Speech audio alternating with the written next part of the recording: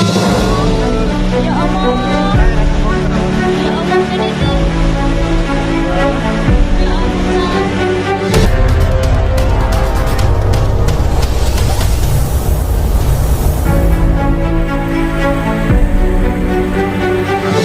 Masih dalam Dampak hujan disertai angin kencang di wilayah Kabupaten Gunung Kidul mengakibatkan sejumlah pohon tumbang dan beberapa titik mengalami kerusakan.